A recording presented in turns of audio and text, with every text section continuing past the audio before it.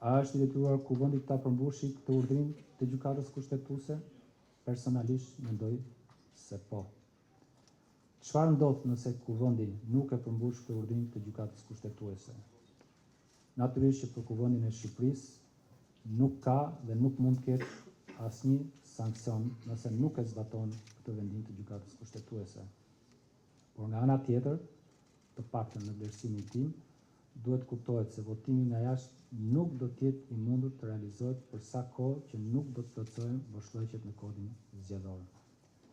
Natyrisht që dikush tjetër mundet të ketë një interpretim dhe kuptim tjetër mbi atë që ka konstatuar dhe që ka vendosur gjykata kushtetuese.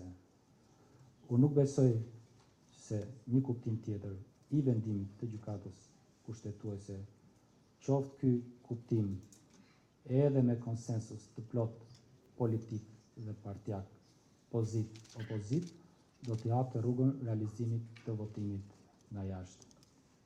Për mendimin tim, amendimi i kodit zgjedhor është hapi i parë dhe sine qua non për të mundësuar votimin nga jashtë në zgjedhjet e përditshme për Kuvendin e Shqipërisë të vitit 2025.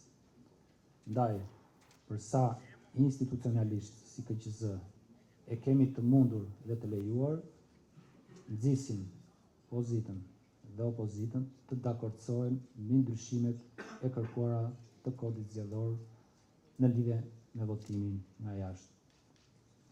Është me rëndësi që rregullat mbi regjistrimin e votuesve nga jashtë, mbi mënyrën e votimit dhe mbi numërimin e votave, nxjerrjen e rezultatit dhe përllogëritjen e mandateve bazuar në këtë rezultat, të miratohen sa më shpejt, mundësisht brenda këtij viti, ashtu sikurse gjykata kushtetuese ka vendosur.